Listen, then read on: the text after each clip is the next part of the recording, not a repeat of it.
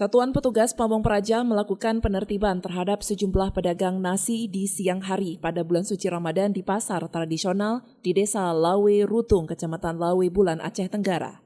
Pedagang mengelabui petugas dengan menutup warung dengan spanduk, namun petugas berhasil menertibkan pada saat razia berlangsung. Sejumlah barang dagangan turut disita dan akan memanggil pedagang yang terjaring razia guna untuk membuat surat pernyataan di kantor Satpol PP setempat.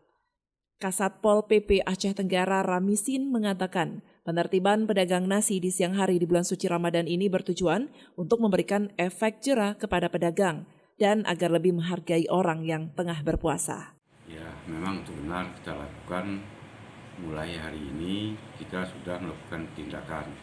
Karena sebelumnya itu sudah 3 kali Satpol PP, WH dan Limas turun ke lapangan menyampaikan kepada masyarakat berupa himbauan, berupa nasihat-nasihat kita sampaikan supaya mereka tidak berjualan di saat pagi hari seperti jualan makanan, minuman. Ini terlihat ternyata masih banyak yang pedagang-pedagang bandel. Maka hari ini kita harus melakukan tindakan. Ini juga tindakan yang kita lakukan, kita angkat berupa makanannya, tapi nanti di sini kita buat berupa pernyataan mereka bahwa mereka tidak mengulangi kembali.